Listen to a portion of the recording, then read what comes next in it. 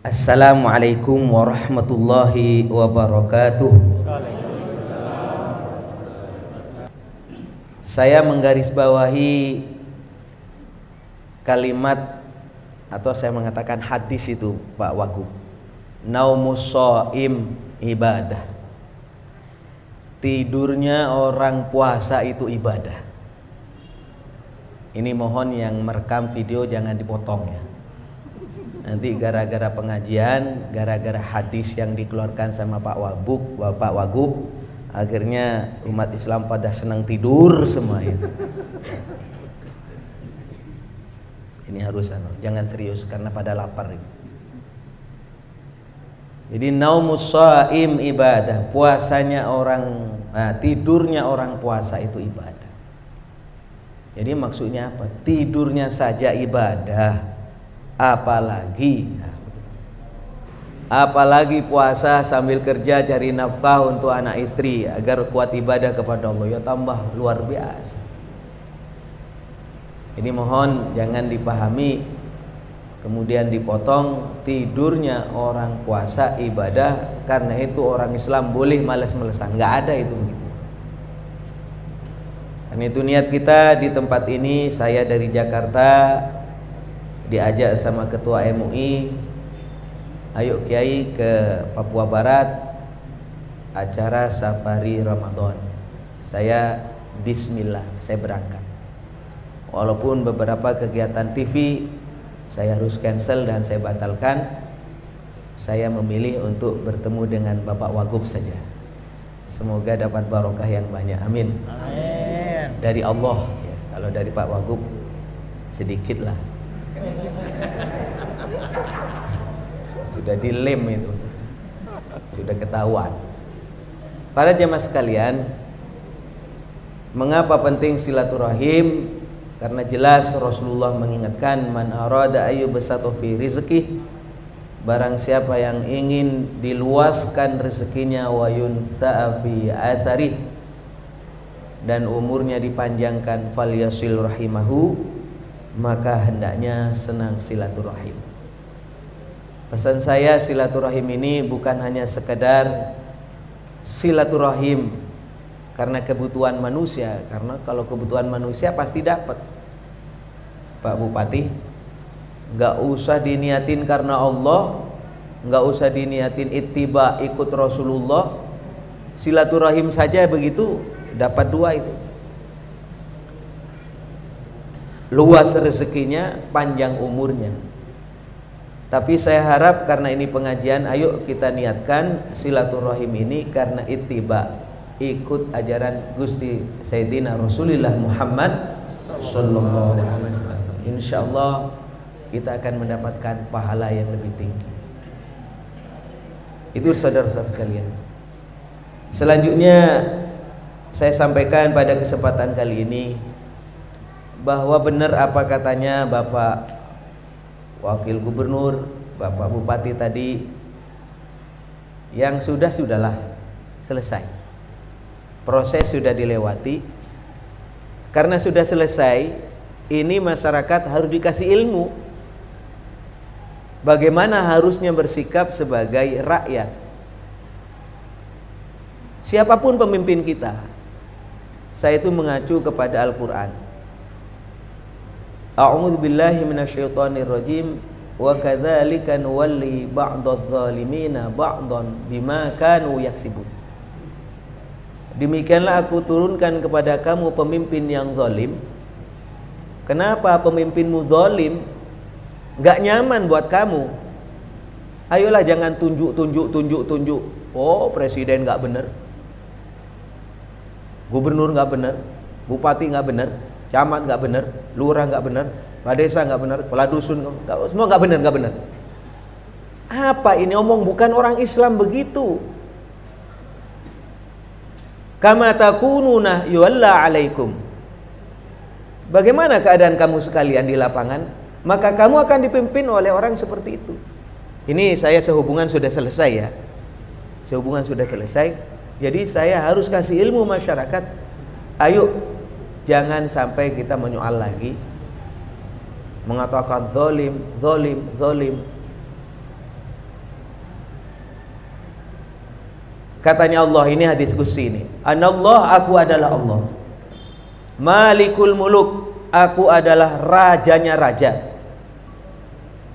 Jadi rajanya Pak Gubernur, wakil gubernur, rajanya presiden, ya Allah kan gitu kan. Malikul muluk, rajanya raja aku, katanya Allah. Qulubul muluk wa nawasiha, hatinya para pemimpin dan raja itu, dan kebijakan yang akan keluar, biadi, aku yang mengatur.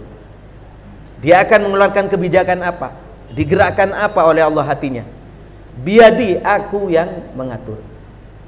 Lah ini kata kuncinya para jemaah sekalian. Faman ata'ani ja'altuhum alaihi niqmatan. Barang siapa taat kepada Allah, karena bagaimanapun juga izin, walaupun Pak Gubernur juga rakyatnya presiden kan begitu. Masih atasnya lagi.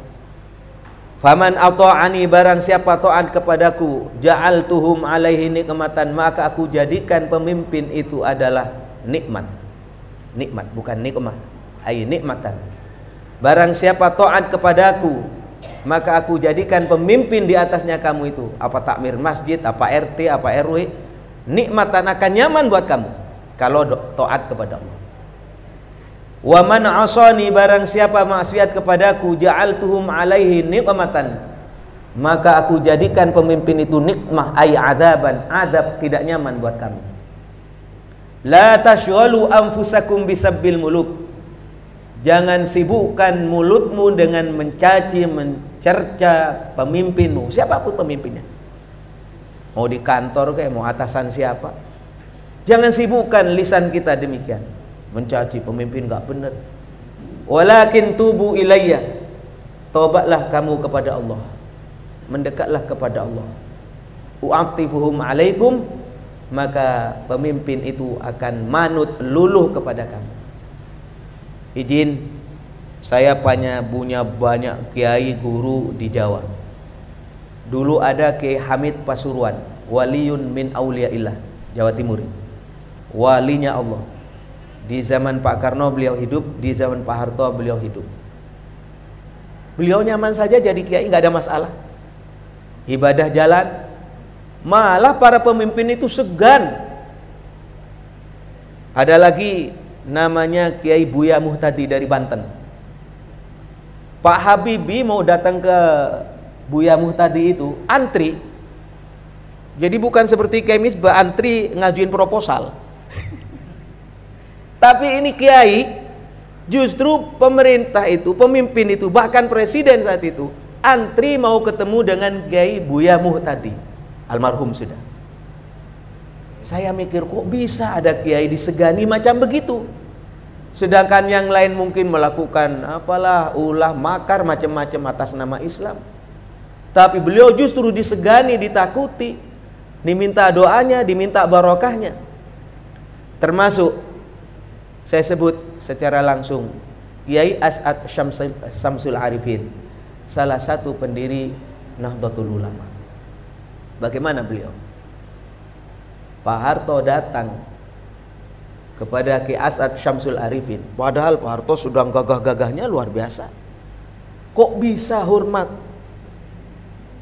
Kok bisa luar biasa sikapnya Pak Harto kepada Kiai As'ad Syamsul Arifin? Maka jawabannya satu, karena beliau-beliau yang saya sebut tadi, Kiai Hamid Pasuruan, Kiai Buya Dimyati Banten, Kiai As'ad Syamsul Arifin, orang yang dekat kepada Allah Subhanahu wa ta'ala. Benar kalau disampaikan tadi, u'atifuhum alaikum, maka pemimpin siapapun namanya akan nyaman kepada kita. Inilah kata kuncinya. Ayo, kalau bahasa Pak Wagub ya, ikutin aturan. Insya Allah, mana perintah Allah, mana larangan Allah, dan turunannya kalau kita laksanakan, insya Allah siapapun yang akan memimpin kita akan nyaman buat kita. Ini para jemaah sekalian, mudah-mudahan pemimpin yang ada ini membawa keberkahan kepada kita. Amin ya Rabbal Alamin. Ini nasihat ini, mumpung saya jadi kiai, saya berani kasih nasihat ke Pak Wagub. Kalau nggak jadi kiai nggak berani saya ya. Jadi mumpung saya jadi kiai, ini nasihat untuk masyarakat. Bapak dan saudara sekalian yang saya hormati, Karena kesempatan ini ayo, karena sudah hampir habis waktunya, kita perbanyak doa kepada Allah Subhanahu wa taala. Mudah-mudahan doanya orang puasa itu termasuk doa yang mustajabah ya. Doa yang dikabulkan oleh Allah. Ayo semangat berdoa. Jangan sampai kita malas berdoa. Kalau kita malas berdoa menunjukkan kita sombong. Yang doa yang penting juga digarisbawahi, doa itu adalah ibadah. Ad-du'a huwal ibadah. Ad-du'a huwal ibadah. Jadi doa saja mau diterima tidak diterima ibadah. Terus kenapa nggak diterima? Ya banyak sebab. Mungkin diantaranya adalah pengaruh makanan haram yang kita makan. Tapi yang jelas, ud'uni astajib lakum. Mintalah kepada Allah, Allah akan mengabulkan segala doa. Cuma mohon maaf, jangan sampai kita terkesan mendikte Allah. Kita doa ini karena perintah ya. Doa ini karena perintah. Qad kafani ilmu rabbi min su'ali wa ikhtiyari fa du'ai wa batihali syahidun li biftiqari fa du'ai wa batihali syahidun li biftiqari. Ini sebuah syair. Qad kafani, telah cukup kepadaku ilmu Rabbi, ilmunya Allah. Sebenarnya nggak usah minta Pak Sekda, nggak usah doa, tahu kita ini mau apa, tahu Allah. Nggak usah ikhtiar, keinginan kita ini mungkin, oh pingin kaya, pingin sehat, pingin makmur, pokoknya yang enak-enak lah. Allah tahu. Kenapa sampean doa? Kenapa kita doa? Fadu'ai, doa kita mohon kepada Allah. Wabatihali, dan kita menangis mohon kepada Allah. Syahidun li biftiqari, menunjukkan kita butuh kepada Allah Subhanahu wa ta'ala. Dan ini doa. Nah, doa ini insya Allah kalau nggak dikabulkan sekarang, yang jelas dikabulkan pada tempat yang ditentukan oleh Allah Subhanahu wa ta'ala. Ini singkat cerita, saya dulu punya teman namanya Kiai Yusuf Muhammad, bukan teman tapi guru ya.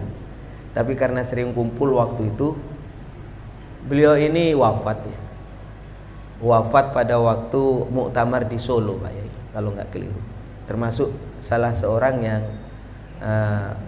kecelakaan, korban pesawat. Ada salah satu teman saya, dan saya ketepatan juga ikut, tapi saya nggak jadi naik pesawat. Saya kan doa pada waktu pagi, Rabbana atina fid dunya hasanah, minta hasanah kepada Allah. Kan kalau kita doa mulai awal sampai akhir, ya Allah berilah saya rezeki, Allah marzuqna ilman nafi'a wa amalan mutaqabbala wa qalban khasya wa rizqan wasi'a. Minta rezeki, minta anak yang soleh, macam-macam lah. Gambaran kita itu yang baik-baik itu. Ini perlambang kita. Tapi akhir daripada doa selalu kita tutup dengan doa sapu jagat, Rabbana atina fid dunya hasanah wa fil akhirati hasanah wa qina adzabannar. Tujuannya apa?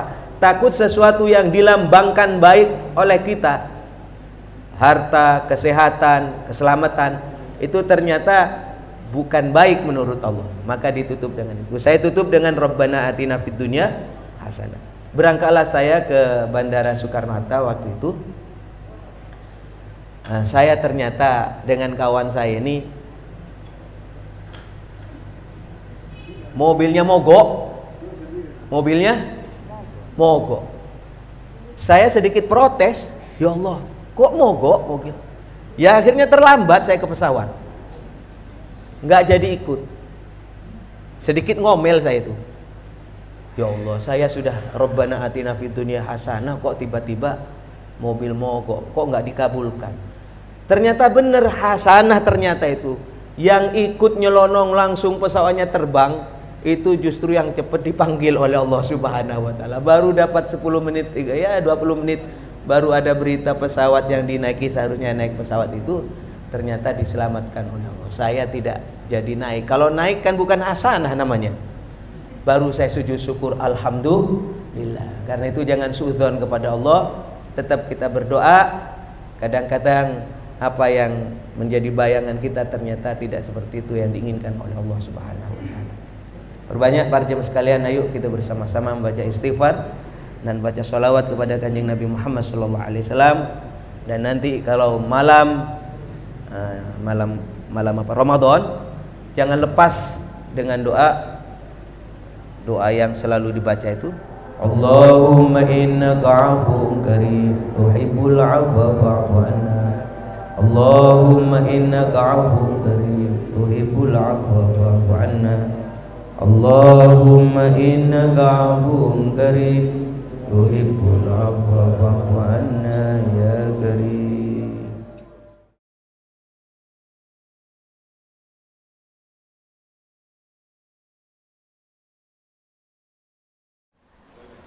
Assalamualaikum warahmatullahi wabarakatuh.